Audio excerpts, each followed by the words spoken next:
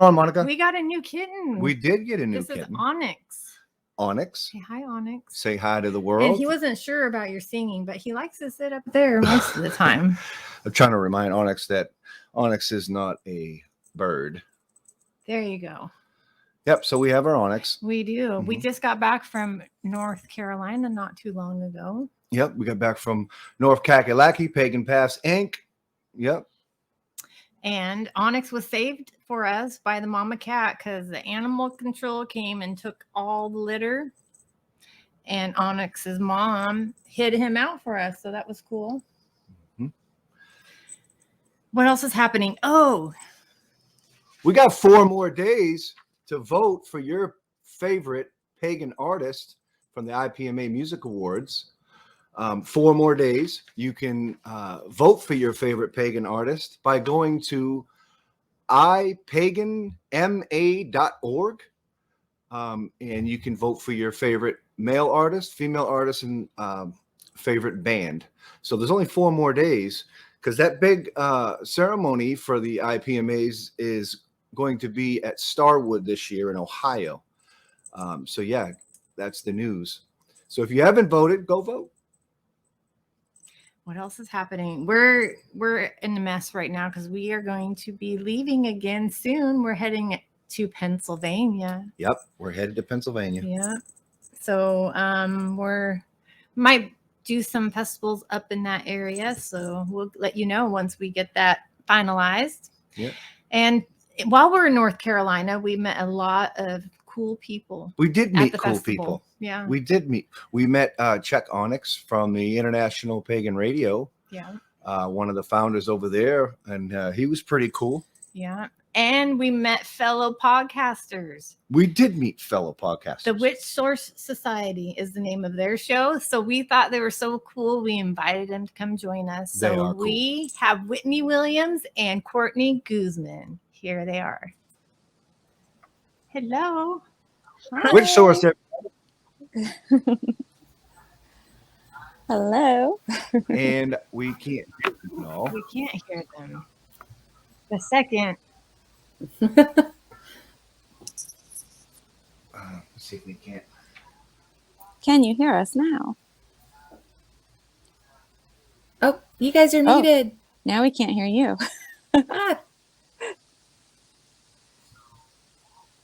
So I think we're back. Oh, now we can hear you. Now we can hear. Yep, we got the gremlins. The gremlins are always upon us. Well, Mercury is in retrograde. Yeah. So Mercury in retrograde, I mean, what exactly does that mean?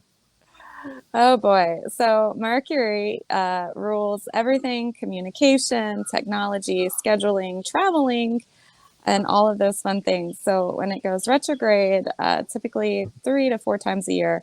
This is our second time in retrograde through, I think, early June. So everything gets a little haywire. Technology, phones, computers, communication, travel plans. Double check all of your travel plans, especially since you guys will be traveling soon. Yeah. Right. And isn't today Wednesday, like the day of Mercury? Yeah. So, I mean, let's see, I went retrograde yesterday, officially. And then there's like a 2-week pre-shadow and then a 2-week post-shadow. So things are still a little crazy, but they start to get a little bit better. So never quite a fun time. So Witch Source, you and your sister are the Witch Source. Is that a podcast? What's that all about? You want to take that way? So we're kind of everything. We have an online shop. We also have the podcast, which is the Witch Source, which can be found on all your podcast, outlets, sources.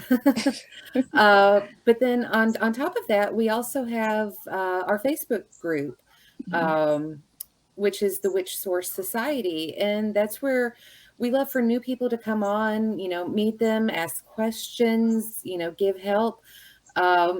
Really, we're just there for the community. And whether you're new, starting out in your path, or whether you're a seasoned witch that can lend information about your path, it's kind of all encompassing, and we're just there to, boost and support, others out there that are following along, whether it's, witch or whatever type of path you follow. So the Witch Source is a hub for people wanting to network within the pagan community. Really, yeah. And to get questions, we would love to be kind of a one-stop shop, for, all of your needs.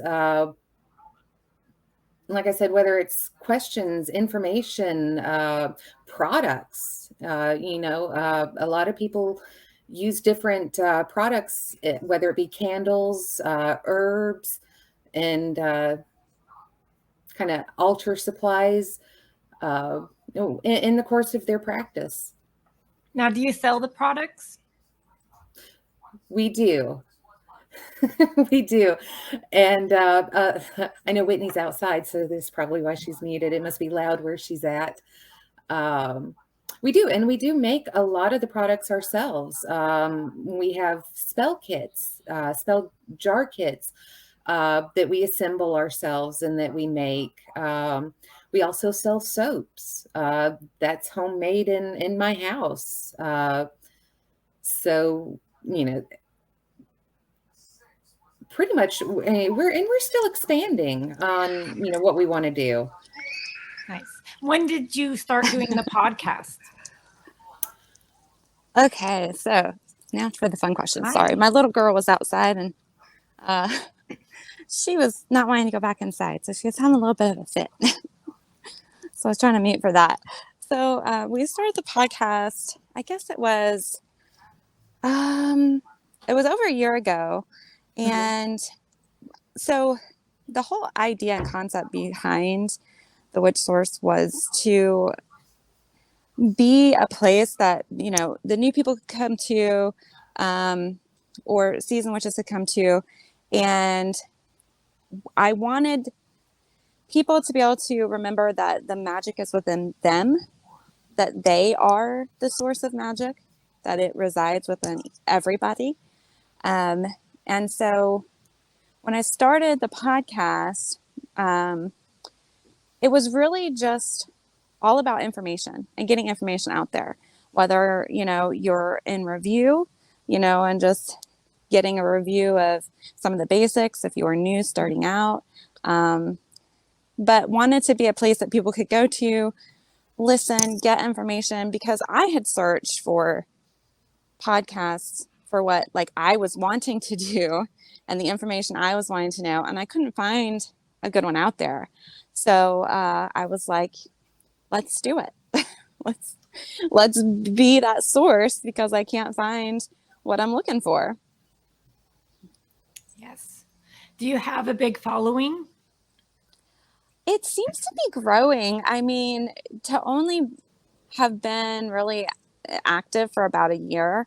We also are on YouTube, and I do, live readings on there every Monday.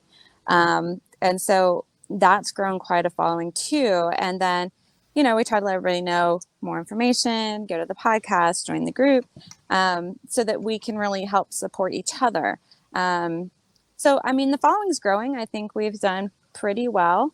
We get emails and all the time, actually. And they're coming in more and more about people that, just appreciate the information and just love what we're doing. And they ask questions, which I love, because then we get to answer them. Right.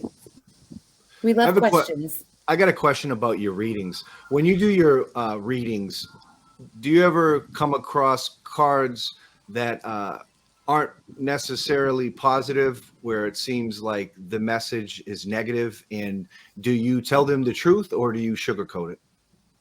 Okay, that's actually a really good question. So with my particular cards that I use, they've always been very spiritually driven.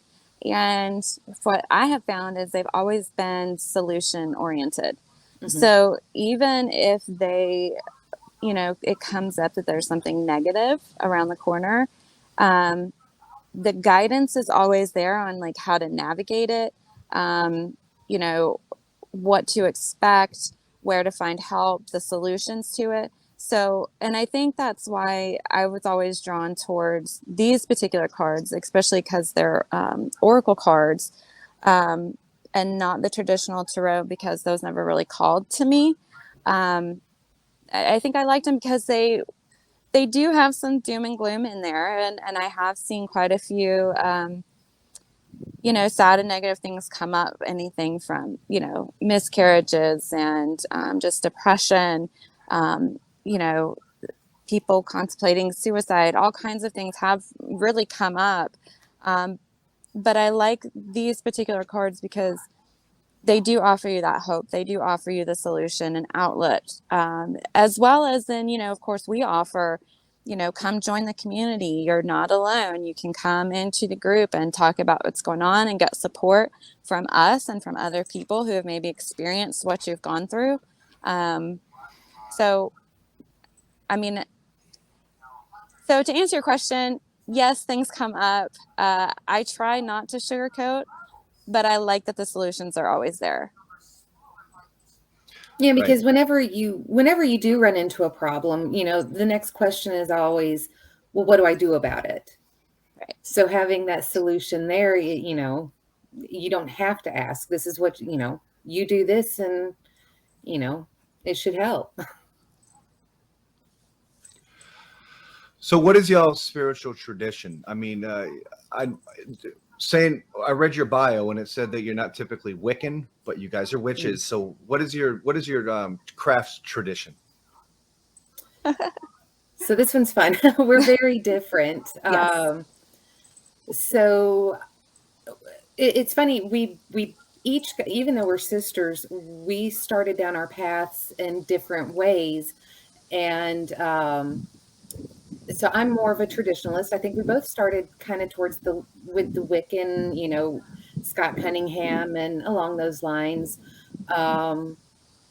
Whereas I found myself not really feeling any of that. So I've always kind of envisioned myself as the little old Scottish granny out in the woods that, I don't really have any magical tools except for what I have on hand. I, incorporate magic all around me in what I do and, really only craft when needed.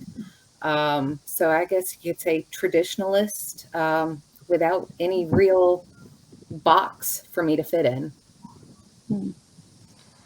Yeah, so I definitely would say for me it was the same. Started with Wicca, and there was a lot in there that I just didn't jive with. It just, not all of it made sense. And what I felt like was really missing for me the most was the spiritual aspect. I couldn't find anything that really tapped me fully into the spiritual piece, which is the important piece for me, because I feel like I personally feel like, if you want to have really successful magic, it has to have a spiritual basis from which that you're practicing and launching from. You have to have some kind of belief system. So for me, it was just the path of discovering for myself, what do I believe, and then building magic on top of it. But it's always kind of been there. And actually, there's several people in our family that kind of all found their way to some sort of a magical path, even though we never talked about it. It was never discussed.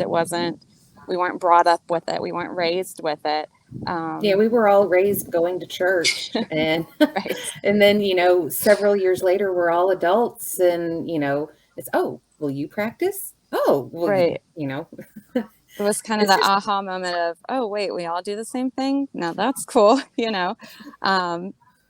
but we all came to it kind of on our own. The cool thing for me though, I was outside one morning and I was reading my cards, the same ones that I used many, many years ago. And I had been asking that question of what is this universe? How does all this stuff work? You know, what is this with a spirit and a god and a goddess and a you know, a lord and a lady, and what is all this? And I'd been, you know, searching, and I had my cards outside with me, and I just felt led to pick them up.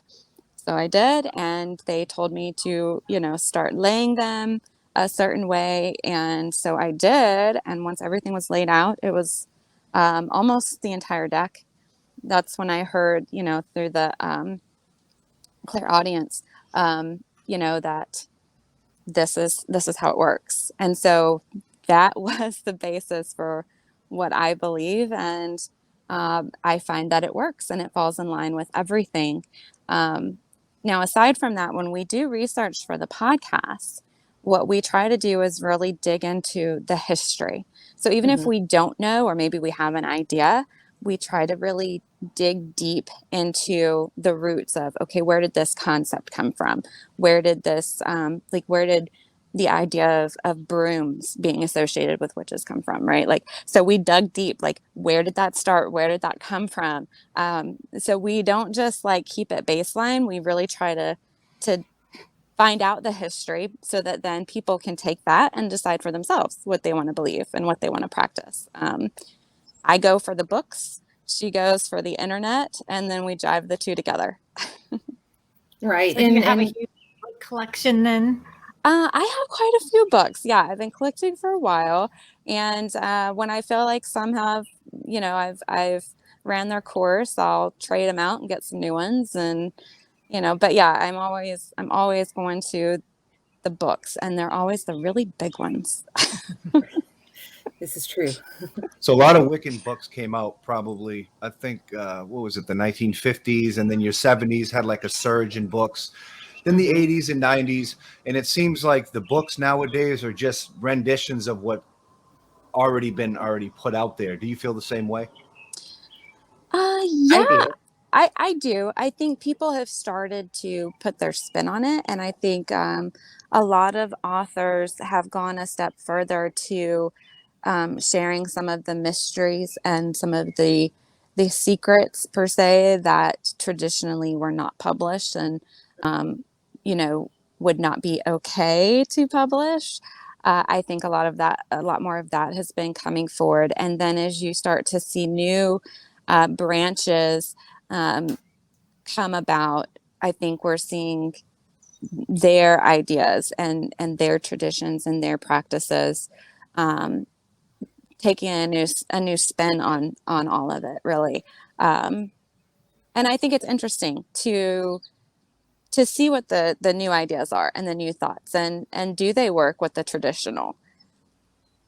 And that's something I've come to find is that, you know, a lot of it is kind of regurgitated. And so I don't tend to buy as many books. You know, I've read it. It's difficult to find books in, you know, my path and kind of the way I'm going with myself. So I find it easier to look up like from historians and research papers. And yeah, I'm in school at the moment, so pulling on, you know, that style of research of doing, you know, the research papers, you know, digging in and looking at the authors and finding out where does this information come from, and you know, using that now to build where I go. Right. It's not We're just not hitting using the any of it. Wikipedia, you know, it's not just hitting the Wikipedia. It's like trying to find legit sources and Right. legit sites, and not just, you know, what anybody, you know, has just put their opinion out there of. We want to see, where does this tie to the history? You know, where is this cited? Where are there, you know, even, and we can even find some attachments, you know, like to museums and stuff. I know when I was doing different researches for the goddess, you know, there's all kinds of old artifacts dating way, way, way back that are still in museums and such as that. And, you know, all these really smart scholarly people that have written, on this. And that's what we try to look for. Right. So the Witch Source Society, you guys have a Facebook group. You're also a vendor. You show up to festivals. You have like a group where seekers can come to you, ask questions about their craft. If a seeker comes into your Facebook group and says, I really want to be trained in the craft, what would you tell them? Honestly, I would tell them to start with the podcast because I think there's a lot of good starting points and information there. And then I would tell them from that, let us know your questions, and let us know where that takes you. Because I really think it's a spiritual path as well. And so a lot of it is self-discovery. Of course, there's information, you can be led along the way, and you can find mentors, which we hope to be, good for that too. But it really it's a self-discovery. But you don't have to go it alone. There are markers, there are points along the way. And that's something that we've always tried to make sure that we say in our posts, that you can listen to what we say, but if it doesn't resonate with you, if it doesn't mean anything to you, you don't have to take that on, because it is, throw it out. And, it is your path. And that's, I think, when we're researching and we're reading books, I think a lot of times that's what we tend to do. We take the things that make sense, the things that resonate in our hearts and in our minds, and then, we discard the rest. Right. Now, when we are sharing it on the podcast, though, we do try to be unbiased. So you'll even hear us share things on the podcast that we're like, we don't quite agree with it, but it's what we found. Right. In the comment section, longtime listener of the Lone Wolf Show, Jessica Crane asked, do you find a lot of misinformation on the internet? Yeah, I have. Yeah, I would have to say, yeah. I mean, other than it being, regurgitated, I think, well, one of the biggest things we found in doing our research is a lot of it anymore gets so mixed up with video games. True. That's been a huge thing, where these magical video games have become such a big thing. And, they have their own spells and these paths and these things you have to do. When we're doing our research, we keep running across this and we're like, what is this crap? This has nothing to do with actual magic. And it doesn't matter if you're putting the K on the end or not, like it's still coming up. So that's been interesting. It's funny you said the K on the end of magic. Alista Crawley put the K on the end of that to separate your stage magicians from ceremonial magicians. That's interesting too. Also in the chat room, we have Mr. William Brigley from International Pagan Radio, who says, I think it's important that those who are doing research on the past also know how to distinguish fact from fiction or misinformation as well. This is so true. When doing research on the internet, like I said, I do hit the scholarly sources, but then again, you find the obscure posts, blogs. And so, I don't dismiss those right offhand. I'll go in and I'll read.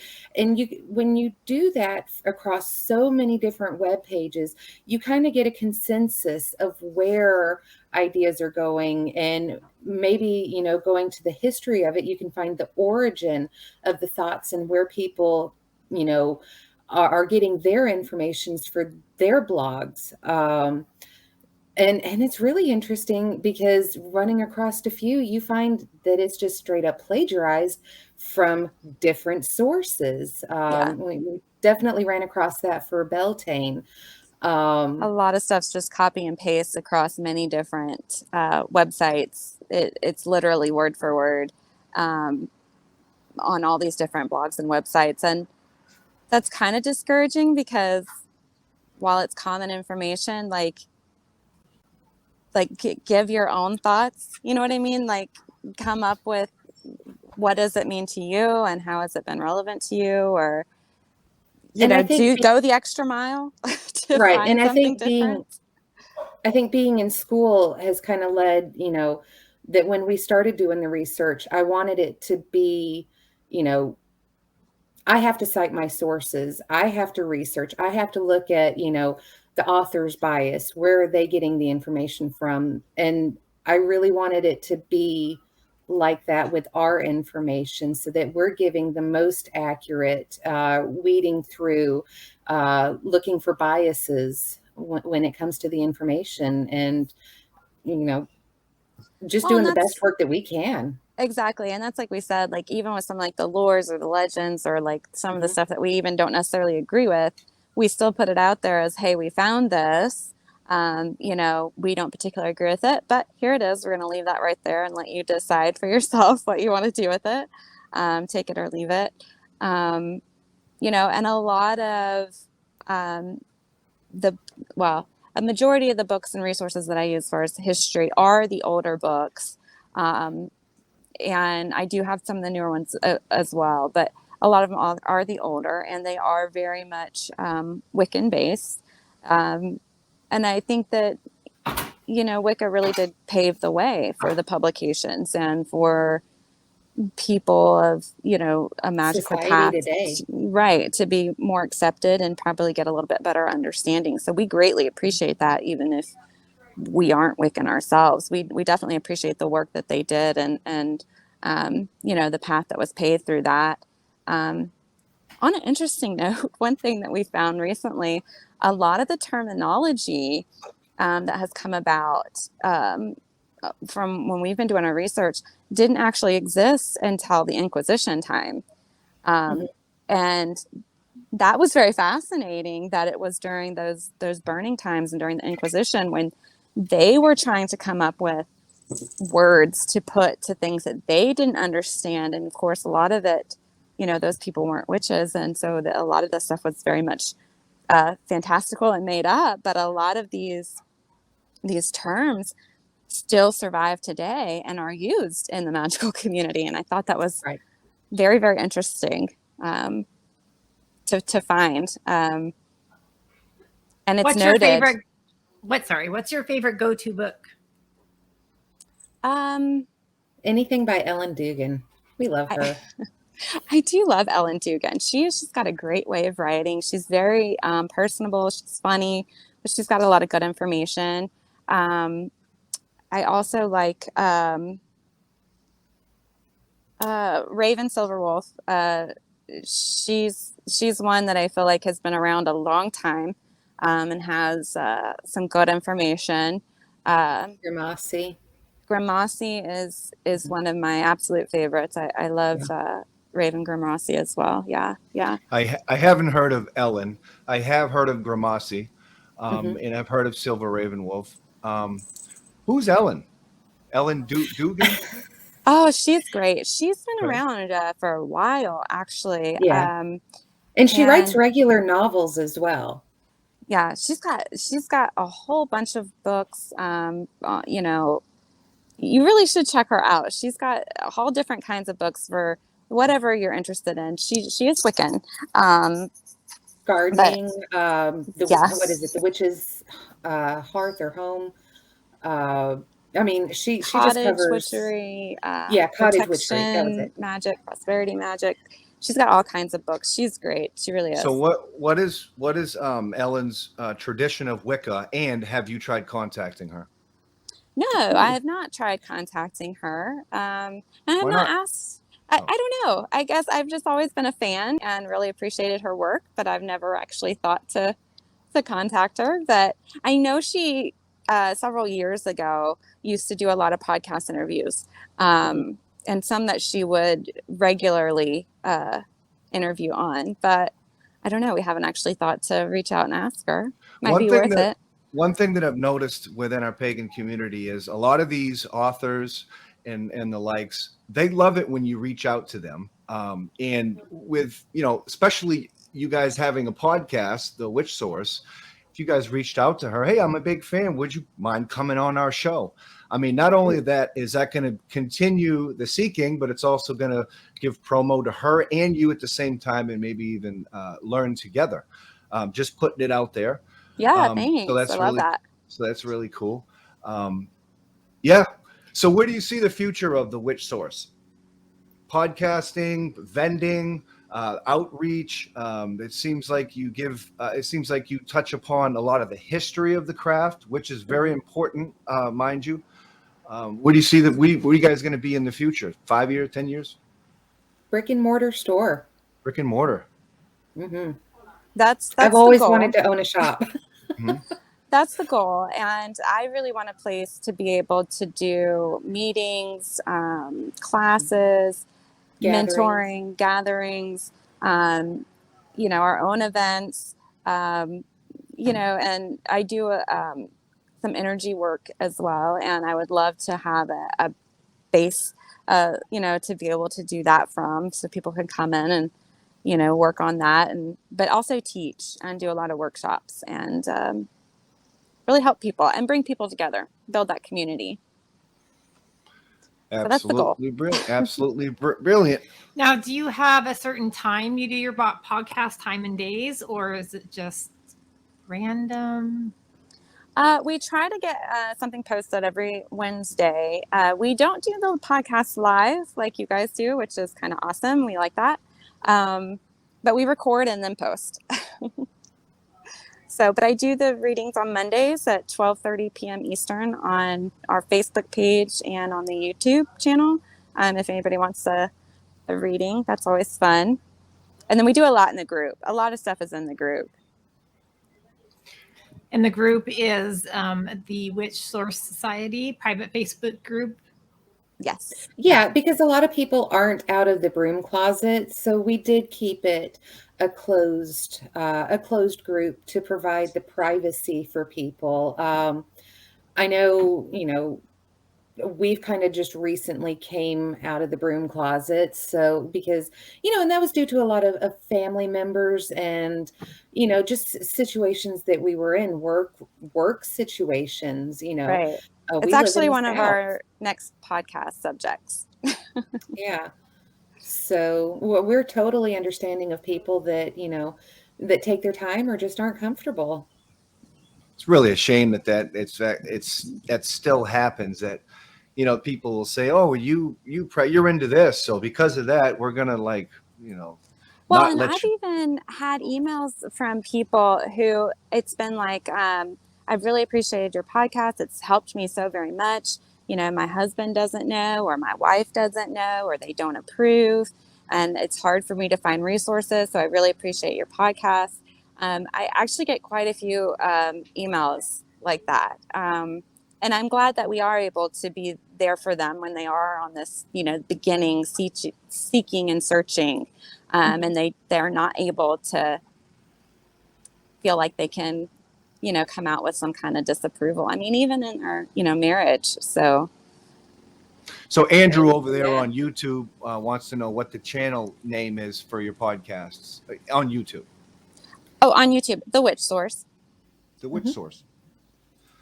And you guys are located in Southern Delta, North Carolina? We're in Winston-Salem. Cool. Very cool. So in the future, you want to have a brick and mortar, an actual shop to go to. So that's Monica and I want to do that too. We were talking about that. Yeah. That's awesome. So we love to travel and check out other stores. So if you guys ever get it up, we'll have to come see you. Yeah. Like-minded, like attracts like. That's why we have a cross-pollination of the Lone Wolf Show with the Witch Source Society today. And we're going to be on your podcast later on. Is that right? Yeah, we want to have you guys on and interview you and let our people get to know you, and again have that joining and expanding of community. So in the Witch Source on your platform, your podcast, do you also interview people in the pagan community? Is that something that you've done before, or something that you're going to start doing? Actually, that's a new concept for us. A lot of it has been mainly information based, and I like the idea. I still want to be able to provide a lot of information, but I think it would be fun to, throw those interviews in maybe once a month or something like that, and build on it so that we can expand the community and get lots more information out for people. to check out other sources? I definitely would recommend that. And the reason why I do recommend that is for personally for us on our podcast, when we network with different pagan authors and elders within the community, what happens is if somebody comes up to us and says, we want to learn about this, and they expect us to like know these things, we don't, but we know somebody who does. And that networking kind of helps out everyone. For things as simple as recently with something that happened on with Church of All Worlds, where a gentleman by the name of Oberon Zell makes these molds of Gaia, and Monica here bought like a fake relic from like China, and then we realized years ago, and then but we just learned this from networking, and what ultimately happened is that's coming out of the pagan community is losing because of that. And we wouldn't have, learned these things by networking, because, I mean, ultimately we want to support pagan community. This is the original here. And it's so much better. Yeah, it's so much better. Yeah. Oh, wow. So just like that's things beautiful. like that. That is beautiful. I love that. And also by networking, we've come across various different schools that seekers can actually go to and be traditionally trained in different aspects. And that's why I'd asked what tradition y'all followed. So in some respects it seems that we're all just a bunch of seekers talking about the craft. So I think that from a historical point of view, I think that's very, very important. And I think that's initially what true seekers do. So I commend you for being true seekers. Speaking of seekers, how did you find your path? How did you figure out what it is? Well, that's a great question. I mean, I remember being young, I think I was in 5th grade, walking to the mall and going in and finding a book on witchcraft and finding, the witch's letters, witch's alphabet. And, here I am in 6th grade, and just kind of growing and continuing to read. As you said, I've always kind of been a seeker. I love knowledge. There's always more to know. There's always more to learn. And so as long as you're learning and growing, you're evolving and becoming a better person, becoming, more. And so it just kind of evolved from that to, I think where we are today. so for me, I was actually the 2nd grade. Oh, wow. Yes, I found our mom's hidden chest of magical items, and I was completely fascinated. And again, we weren't brought up in this. She did not talk about it. It was all very hidden.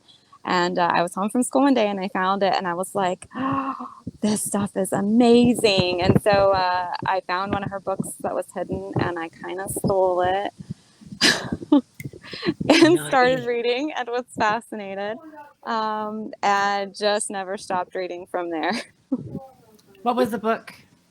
It was DJ Conway, Celtic Magic. I know because I never lived down taking that book from my mom. She still brings it up today. So what is y'all definition of magic? Is magic something that you guys do, or is it something that you are? Definitely something that you are, in my opinion. I think it's a little of both. I think the magic is within, but then you can take that within and push it outward and make changes in your life and, the things around you. Oops, she dropped out.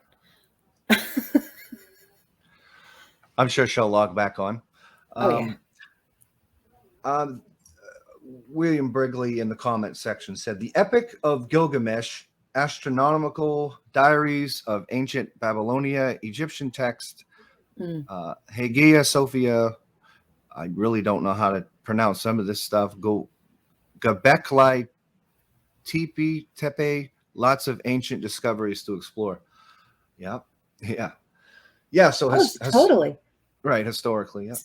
So one of the things that I was actually researching just a few weeks ago was that it was questioning whether or not the Bible was plagiarized by, Sumerian. They found the cuneiform tablets with the biblical story that predated the Bible. So, it's, you know, religion, all religion, history is fascinating. I really think in a previous life, I was probably an archaeologist, because this is just, there. It really makes you wonder, because everyone has an origin story and everyone has some type of belief system. But it almost makes you wonder at the same time, can it not all be intertwined and connected with just different names? Mhm. So the Witch Source Society, we understand that it's a podcast. It's also a vending that you do for Pagan Community, also a group page. We met you at Pagan Pass in North Carolina, so you're definitely out there at the festivals. I mean, Yes. that's all really good.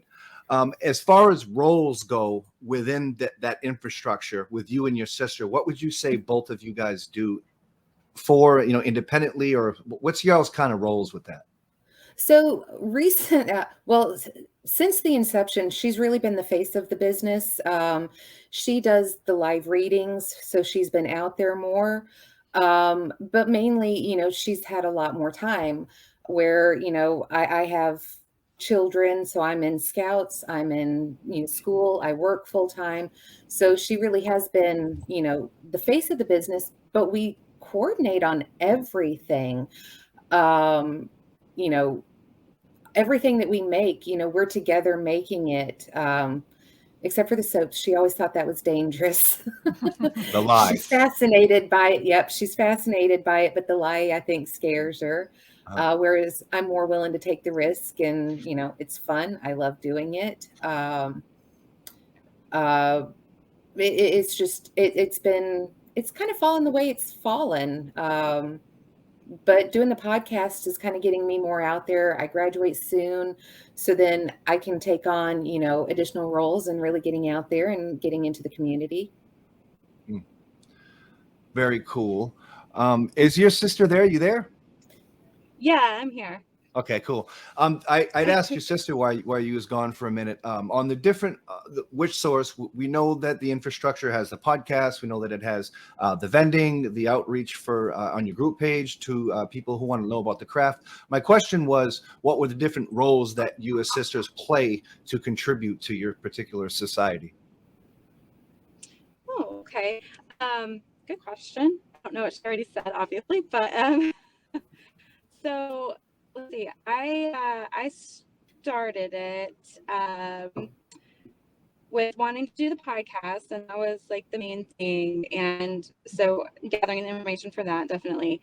And then I really got pushed by Spirit Source, the divine goddess for me, to do the readings and go live and actually do the readings. So that was a really big part of it. I think that really started getting us out there, getting us known, and just being a way for people to kind of get to know us. When I first started out, it was just my hands. My face was never visible. It was just my hands and cards, which on Mondays it still is. And we've expanded to doing stuff in the group where I'm seen. And on Fridays, we do a witchy talk and some card pulls. And I try to talk about like a crystal and an herb and do more readings, but I chit chat more and answer questions live and do some card pulls still. But I try to keep them. Well, I try to keep them easy and fun. But it's been turning out, I think, that people get more information on the Friday one card pulls, because then all the intuitive psychic stuff opens up and I just get like bombarded with information versus doing the little 3 card pulls on Monday. Um, so it's not really worked out like I thought it was, to be shorter for people. But so a lot of like the Facebook messages they answer, the email I answer. I try to, keep stuff posted and active in the group and that kind of stuff. So can't hear. Ooh. It was interesting that our podcast had, excuse me real quick.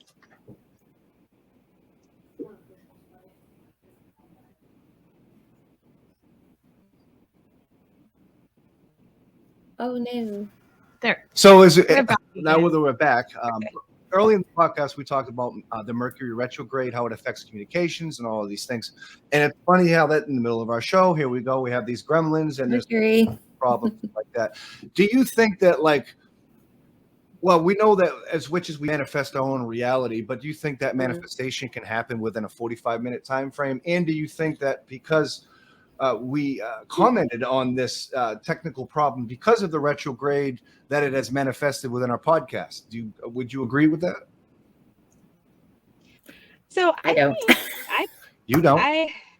Well, I think Mercury retrograde is a very real thing. I think it happens. I think we are very much influenced by the planets and the divine and unseen forces, and I think things just happen. And then, not that I think that we're tested per se, but I think we get an opportunity to practice what we preach or see how we're going to respond. However, I think Sister has a different thought on that. and this is definitely where we differ in opinions. Is I never paid attention to planets or Mercury retrograde or anything. I kind of feel like if you're looking at Mercury retrograde, waiting for something to happen, it's going to happen because you're looking for it. That's, I guess, where the psychology, stand, I look at it from a psychological point of view. If you're always positive, you're seeing the positive, and, the little mess ups, glitches along the way, they don't affect you as much because it's just a blip. You move on and you're looking for the next positive. Whereas, it's Mercury retrograde. Now what's going to happen? Oh, well, my husband yelled at me, or we got in an argument. Yep, of course that was going to happen. Don't focus on the negative. But let's remember, she is a Pisces, so she is very much affected by her planet. She's very much a go with the flow, as she sits there and says, whatever. She very much is a Pisces, so I think it still very much goes in there. Plus, there are people who are not affected by Mercury retrograde. We should look at your chart and see if you're just one of those people. I may not be. So the witch's source, what's your message to the pagan community? What would be your message to people who just are now picking up the craft? Research. Keep learning, keep growing. Keep growing. Mm-hmm. Reach out, find other people in your community and build that community. Ask questions if you have them. Questions mean growth. Mm-hmm. But for me, I think the bottom line is to remember that the magic is very much inside of you. You don't have to have the herbs and the candles and the crystals, and I love all of those things, don't get me wrong. Mm-hmm. And we sell a lot of those things, but you don't have to have anything because you very much are the magic within yourself. And I feel like when you are connecting with the divine and the world around you and all of the unseen forces that are there, you don't need anything to connect with those and to create the change that you're looking for within yourself and within your life. 100% agreed. I've always said that I don't think that you have to have anything necessarily, because your actions are your intention made real. That's if I don't have a green candle, if I don't have certain products, it's my intention that I'm putting behind it. It's the actions that I'm putting behind it that I think drive. Yep. So y'all check them out. The Witch Source Society Facebook group. Plug them in right there. It's been an honor. Thanks for coming on. for our cross-pollination, you. Monica. Yeah, and if you ever want a panel for one of your shows, we are available. So send us a message. And if you can also stand by, we will chit chat with you backstage again after we run this really cool video that we did. And don't forget to vote Yeah. for ipaganma.org for your favorite pagan musician. Voting stops in 4 days. So hit it up, ipaganma.org. I think I'm misunderstood by a lot of people in the pagan community. I hope this clears something up for y'all.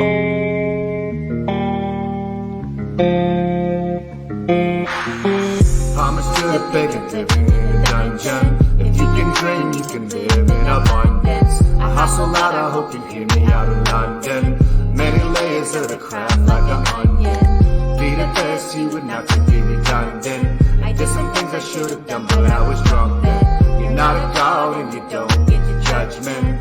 I'm a wolf and my monster, I'm a roughneck. I'm the one who set me. Apollo is my daddy. Prison witch for many years, so you know I'm kinda scrappy. I know it's kinda tacky. I'm chillin' with my tabby. My witch a bad baddie, shamin' out a little shorty. You should see us ride around the country real happy. I see you in the backwoods, not an actor. Yes, I really practice. She is not an actress. Yes, I am a savage, and yeah, I'm pre-packaged. Homage to the pagan living in a dungeon. If you can dream, you can live in abundance. I hustle out, I hope you hear me out in London. Many layers of the craft like an onion. Be the best, you and not to be redundant. I did some things I should have done, but I was drunk then. You're not a god and you don't get the judgment. I'm a wolf and my monster, I'm a roughneck. Tattoo tears, circle cast in a cell. By myself reading books on spells, High side deals to escape that hell. No hell but mail from the unicorn man. My priest, Paul Barrow, 100 grand, yeah, excelled my plan. Now I'm in this better land, holding hands, just making a mess. And I'm trying to ascend, just a better plan, better intent. To get a second chance, come and see my dance. Witness my trance, in advance, by the chance, by the moon. So enhance is the path, hear me laugh like Pan. Hell yeah, hail Odin, who's a soldier, who's rolling, invoking, evoking, exploding, controlling, just showing, unfolding, proposing, love and light in the closing. Damn right, I'm lone wolfing. Homage to the pagan living in a dungeon. If you can dream, you can live in abundance. I hustle out, I hope you hear me out in London. Many layers of the craft like an onion. Be the best, you would not to be redundant. I did some things I should have done, but I was drunk then. You're not a god and you don't get the judgment. I'm a wolf in my monster, I'm a roughneck. Blessed be he or she that sees the redemption in streets. No degree, I just see like I'm growing like a tree. You can leave if you gatekeep. Man, I got a key, never flee. I'll be just me on the street, pagan rock king. VIP when you ride on my team. EPIC, guarantee no fees, just he, trustee from the belly of the beast. Who's on the scene? Another pagan nominee. Off the chain, hungry rope, gotta eat. Namaste to the beach. I finally can sleep because my heart's without bigotry. Wicked OG, IPMA. Get your press release, increase peace. Yeah, I'm casting spells on beats. You know we gotta eat around here too. We got couplets and rhymes and spells and all that stuff. Yeah, that's what we do. Real deal Holyfield. Homage to the pagan living in a dungeon. If you can dream, you can live in abundance. I hustle out, I hope you hear me out in London. Many layers of the craft like an onion.